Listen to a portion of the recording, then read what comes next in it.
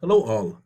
In this short video on MATLAB, I wanted to show you a couple of interesting functions that I have recently been using in my other playlists. One group of them is for implicit functions, whether 2D or 3D, and the other one is a scatter plot that can be used with group data. So different groups of data within the scatter plot can have different colors, right? So this first one is called f implicit. What you need to pass to it is an anonymous function. So you pass to it the handle of an anonymous function from which you cannot find y from x based on x explicitly, or you don't want to do that. So you have a relation between x and y equals 0, some equation like this, x squared plus y cubed minus 3xy squared plus 5 equals 0. And let's say here you cannot find y directly as a function of x or explicitly. So can I still plot this? The answer is yes. You define that implicit function, the left-hand side of it, that is equal to 0. And then what you need to do, you pass to it the range, the x min and x max, y min and y max, and it tries to find the points that will basically will work with this equation, the pairs of x and y, that if you put them on the left hand side, the right hand side is 0 or very close to 0, and it puts all of those points together, connect them, and creates what? A curve for you. So that's the advantage when you cannot really find one parameter as a function of the other one. Just pass the function and the ranges of the axis. You can also define for it a color, you can define for it a line style, and you can define for it a line width. So here I'm going to go with dotted lines, red color, 3 pixels wide, add x and y label and the title, and that is going to give me what? A nice plot like what you can see right here.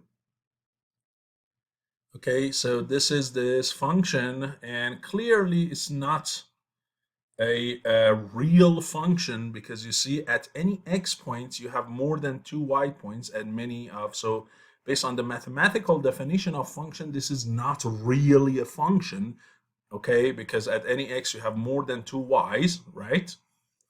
And but it's a relation between x and y, and you want to know the kind of curves that it creates in the xy plane. Similarly, you can do it for 3D functions. So let's say a relation exists between x, y, and z like that. And let's say again here you cannot find z based on x and y. Now in this case, actually you can, because it's a quadratic equation, but all I need to do is to change it to a cubic equation, let's say. And now you might not be able to find it necessarily. And so it's very similar. It's just called f implicit 3. Again, anonymous function, but with 3 parameters. This time you pass to it x min, x max, y min, y max, and z min, z max.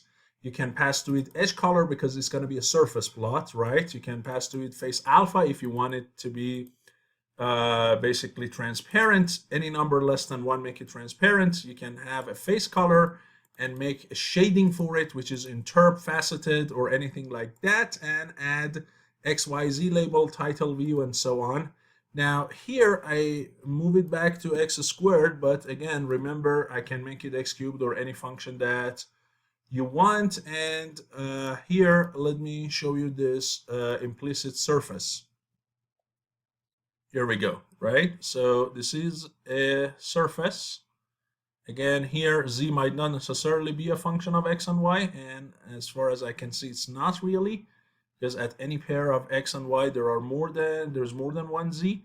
But again, this is the surface that it creates, and if you want, you can get rid of all these black edges by making this 0, 0, 0 to be what? To be none, and that is going to what? Is going to get rid of those edges for you. So here, let me run it again, and you see that all of those edges are gone, and now you have this beautiful surface which is a little bit transparent, and that's because this number is 0.8. If you make it 1, it's not going to be what? It's not going to be transparent here. So let me do that one more time here for you. You see now it's not transparent. And again, if I make it cube, you might not get a surface like that, but since I mentioned it, let me just try it, see what happens. There we go. Actually, it's not really bad. So look at the surface, right? Kind of complicated surface like that, right? And it's not actually bad. And so this is the 3D implicit function. The other function, as I said, is a scatter plot, but it's called gscatter, and it's for group. G is for group data. So let's say here I load some data from MATLAB. It's called cars mall. And here there are different categories of cars, and the two factors for them is displacement and horsepower. And they are in 3 different years. They are generated, manufactured in 3 different years, which is given into this third parameter or variable model year. So here I have 3 categories of cars, and each one of them has some data, which is horsepower versus displacement. And I'm gonna do a scatter plot for that. But since there are 3 categories of data, I want to give each group of data for one of those model years a different color.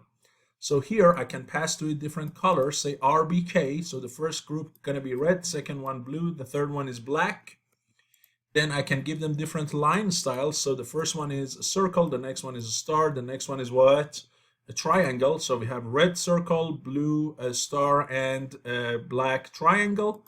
Then you can pass to it a size, a marker size. So here marker size 8. The next one is you can turn it on or off of what? This is for the legend. So here you say I want the legend to be on, and then you can pass names for the X and Y axes. So instead of X label and Y label, you can pass them directly as input parameters here, right?